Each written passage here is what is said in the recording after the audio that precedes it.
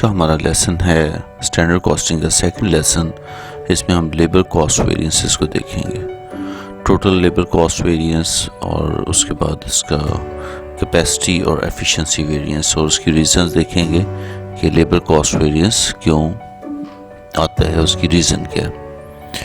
तो सबसे पहले इस डायग्राम को थोड़ा सा हम समझते हैं। इस डायग्राम के अंदर आपके सामने जो variance, total labour variance, total labour cost variance और उसके सब वेरिएंसेस उनको डिस्क्राइब किया गया। राइट साइड पे जो आपको बड़ा सर्कल नज़र आ रहा है, इसके अंदर total cost variance. Total cost variance दो चीज़ों का कंपैरिजन होता है। Labour cost should have been incurred for the actual output, उसका डिफरेंस आप देखते हैं एक्चुअल टोटल कॉस्ट इनकर्ड के साथ। अगर शुड हैव बीन इनकर्ड इस फॉर एग्जांपल $700 आनी चाहिए और एक्चुअल स्पेंडिंग आपकी फॉर सपोज $900 आपने स्पेंड कर दिया, तो यहीं से हमें पता लग जाना चाहिए कि हमारा वेरिएंस फेवरेबल है या एडवर्स है। 200 का जो वेरिएंस आया वो हमारा एडवर्स है कि हमारा 700 होना चाहिए था। Should have been incurred for actual production that is 700, जबकि एक्चुअली स्पेंड हमने 900 कर दिया। तो 200 हमने ओवर स्पेंडिंग कर दी, हमने ज़्यादा खर्च कर दिया, जितना खर्च होना चाहिए था उससे ज़्यादा। सो ये आपने ख्याल रखना है, the labour cost should have been incurred और एक्चुअल कॉस्ट इनकर्ड, उन दोनों का comparison. Should have been incurred कैसे आएगा? शुड हैव बीन इनकर्ड आएगा आपकी जो एक्चुअल प्रोडक्शन है, एक्चुअल प्रोडक्शन को मल्टीप्लाई करेंगे जो आपका स्टैंडर्ड रेट होगा लेबर का पर यूनिट, तो ये आपका ओवरहेड की कॉस्ट आ जाएगी which should have been incurred. तो एक्चुअल एक्सपेंडिचर गिवन होगा। समटाइम एग्जामिनर क्या करते हैं कि आपको 700 या 900 फाइंड आउट करने के लिए कह देते हैं, जबकि 200 गिवन होगा और इधर 700 होगा, तो आपने 900 पर पहुंचना है। और अगर 200 और 900 गिवन होगा तो आपने 700 को फाइंड आउट करना है। तो इसमें रिवर्स कैलकुलेशन को बेस बनाकर भी आप लोग जो है ना वैल्यूज़ वो फाइंड आउट कर सकते हैं। तो उसमें याद रखना है कि 200 को पहले आपने डिफाइन करना है, ये आपका फेवरेबल है कि एडवर्स है।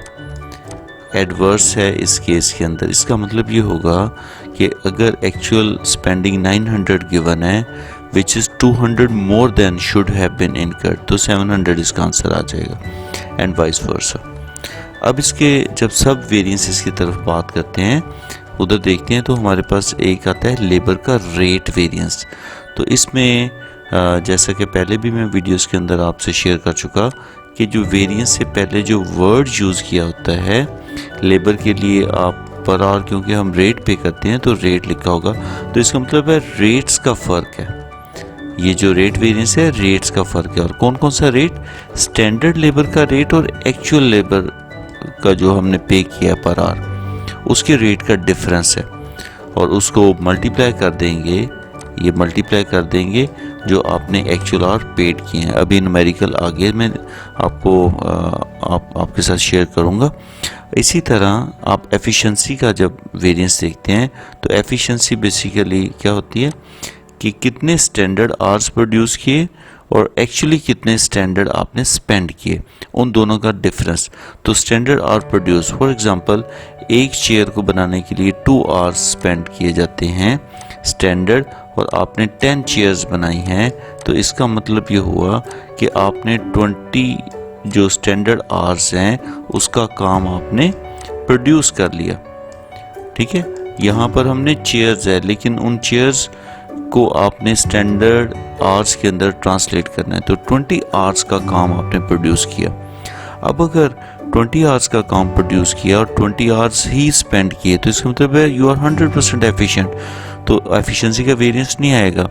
हाँ, इसमें कम या ज़्यादा आवर्स होंगे तो फिर you may be less efficient और you may be more efficient. तो वहाँ पे वेरिएंस आएगा जहाँ पे आपका स्टैंडर्ड आर प्रोड्यूस और एक्चुअल आर स्पेंड इसमें या वर्क कहते हैं, तो इसमें फ़र्क आएगा। तो यहाँ पे स्टैंडर्ड आर और एक्चुअल आर्स, जैसा कि पहले ही ऊपर भी मैं डिस्कस कर चुका, वेरिएंस से पहले एफिशिएंसी आर्स के अंदर है, ठीक है। तो ये आर्स के अंदर है, तो आपने आर्स का डिफरेंस लेना है।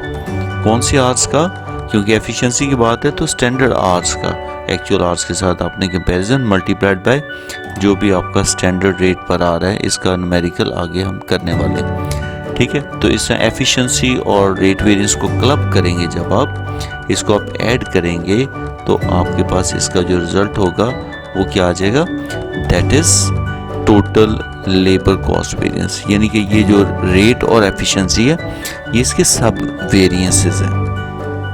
समटाइम वो लेबर रेट सब वेरिएंस कह देते हैं, तो इसलिए परेशान नहीं होना, तो वो लेबर रेट वेरिएंस ही मांग रहे होंगे एग्जामिनर। चलिए जी, अब एक न्यूमेरिकल देखते हैं। यहाँ पे हमारे पास डायरेक्ट लेबर आवर्स 6200 आवर्स हैं, और जबकि पर आवर रेट भी गिवन है, ऑलराइट। सो इसी तरह एक्चुअल आवर्स जो स्पेंड किए उन्होंने वो स्लाइटली हमें थोड़े ज़्यादा लग रहे हैं, और रेट देखिए स्लाइटली हमें कम लग रहा है, क्योंकि रेट का वेरिएंस इसमें फिर फेवरेबल आएगा, और जो आपका एफिशिएंसी का वेरिएंस है वो हम बाद में देखेंगे कि वो हमारा फेवरेबल है कि एडवर्स है। एक्चुअल आर जो प्रोड्यूस किए उसके मुताबिक, स्टैंडर्ड आर जो प्रोड्यूस किए उसके मुताबिक हम देखेंगे। तो सबसे पहले आपने क्या करना है, डायरेक्ट लेबर का जो है ना वो यहाँ पे एफिशिएंसी का सब वेरिएंस आपने फाइंड आउट करना है। तो एफिशिएंसी में आप देखिएगा कि आपने कितने आवर्स प्रोड्यूस किए हैं। उसके लिए हमारे पास क्या चीज़ होनी चाहिए, ये सपोज़ हमने जो बजटेड आवर्स हैं वो 6200 हैं, और जो एक्चुअल आपकी प्रोडक्शन है वो आपकी फॉर सपोज 6200 ही जो यूनिट्स हैं वो आपने प्रोड्यूस कर लिए यूनिट्स, और एक यूनिट के ऊपर 1 आवर स्पेंड होना चाहिए था, और जो आपकी एक्चुअल प्रोडक्शन है वो आपकी 62 ही आई है फॉर सपोज। तो कितने आवर्स का काम आपने प्रोड्यूस कर लिया? 1 घंटे में एक चीज़ बनेगी, 6200 चीज़ें बनाई हैं, 6200 आपने बेल्ट्स बनाई हैं, तो आपने कितने आवर प्रोड्यूस कर लिए? 6200। और एक्चुअल आपने स्पेंड कितने किए? आपने 6200 आवर्स जो है ना स्टैंडर्ड प्रोड्यूस किए, जबकि स्पेंड आपने 6250 मोर स्पेंड कर दिए, तो you are less efficient. 50 hours का आपका जो है ना, ये 50 आवर्स आपने एफिशिएंसी जो है ना वो लो की है, तो रेट आपका स्टैंडर्ड पर आ था 9.5, तो 9.5 को 50 से मल्टीप्लाई करेंगे तो आपका एडवर्स वेरिएंस आ जाएगा 475। जब हम रेट वेरिएंस की तरफ आते हैं तो रेट जैसे कि पहले मैंने आपको मेंशन कर दिया था, स्टैंडर्ड रेट आपका पर आ था 9.5 और 9.3 पे किया, तो आपने लेस रेट पे किया, राइट। तो आपका जो वेरिएंस है रेट का वो फेवरेबल यहाँ पर आ गया, और कितने आवर्स आपने पेड किए उसको मल्टीप्लाई करेंगे। यहाँ पे मैंने 62 लिखा है, ये बाय मिस्टेक लिखा गया है, इसको काइंडली करेक्ट करेंगे आप, और यहाँ पर आप लिख लेंगे 6250, तो उसे आप मल्टीप्लाई करेंगे 0.2 के साथ, क्योंकि इन दोनों प्राइसेस का फ़र्क 0.2 है, तो मैं इसे मल्टीप्लाई करूँगा 0.2 के साथ। तो जो आंसर आएगा, फॉर सपोज अगर मेरा यही आंसर आता है, लेकिन प्लीज़ आप कैलकुलेट कीजिएगा, आई होप कि कुछ और क्वेश्चन वो आना चाहिए अगर क्योंकि ऊपर मैंने प्लेस अमाउंट गलत लिखी हुई है, तो चांसेस हैं कि ये भी गलत आएगा। तो एनी हाउ, तो इसको 0.2 से मल्टीप्लाई करेंगे, तो ये जो आपका फेवरेबल वेरिएंस है, फेवरेबल का तो मुझे तभी पता चल गया था जब मैंने एक्चुअल जो रेट है वो कम पे किया था बजटेड आर से या स्टैंडर्ड आर से। तो जब इन दोनों को आप क्लब करेंगे, ये फेवरेबल और ये एडवर्स, ये क्लब होके इधर देखिए कि इसका डिफरेंस क्या बनेगा, ये आपका ये फेवरेबल आएगा।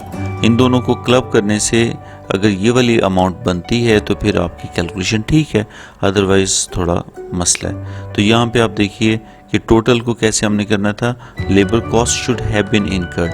तो हमने कितने आवर्स जो है ना वो प्रोड्यूस किए, उसको हमने 9.5 जो स्टैंडर्ड आवर्स से उसके साथ स्टैंडर्ड रेट पर आवर उससे हमने मल्टीप्लाई किया। तो हमने कहा जी कि इतना खर्चा होना चाहिए था, क्योंकि 6200 स्टैंडर्ड आवर्स हमने प्रोड्यूस किए थे और स्टैंडर्ड रेट हमारे पास ये था, तो एक्सपेंस ये होना चाहिए था, यहाँ पर ये कैलकुलेट हो गया। तो एक्चुअली आपने कितना पेमेंट कर दी वो आपको ऑलरेडी गिवन था कि 6250 आवर्स आपने पे किया, 9.3 के हिसाब से इतनी पेमेंट कर दी, इतना खर्चा पे होना चाहिए था और ये आपने पे किया। तो आपने कम पे किया तो आप फेवरेबल पोजीशन में रहे। तो ये आपका टोटल लेबर का कॉस्ट वेरिएंस, राइट। तो इसमें आपका जो नोट है या की पॉइंट है वो क्या है कि स्टैंडर्ड आवर्स कैसे आपने फाइंड आउट करने, एक्चुअल प्रोडक्शन को आपने standard labour our per unit से मल्टीप्लाई करना है। तो स्टैंडर्ड आवर प्रोड्यूस, जैसे कि हमने कहा 6200 यूनिट्स ही बनाए और एक यूनिट के ऊपर 1 आवर लगता था, तो आपके जो स्टैंडर्ड आवर्स हैं वो 6200 आवर्स ही प्रोड्यूस हुए, राइट जी। तो इसका फ़र्क क्यों आता है, वेरिएंस लेबर का जो कॉस्ट वेरिएंस है उसकी रीजंस क्या हो सकती हैं। वेल मैनेजर सबसे पहले तो ये है कि it would be useful for manager of a business to determine whether the total variance was caused bye.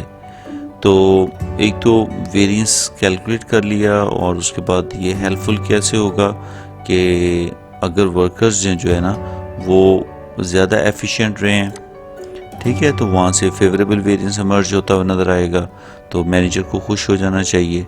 और अगर लेस एफिशिएंट हैं, एडवर्स वेरिएंस से पता लग जाएगा, तो वो फिर मैनेजर थोड़ा खफा होगा कि भाई ये आप काम ठीक नहीं कर रहे, आप ठीक कर लें, करेक्टिव मेजर कोई ले लेगा, राइट। जो उनको मुश्किल पेश आ रही है उसको दूर करेगा।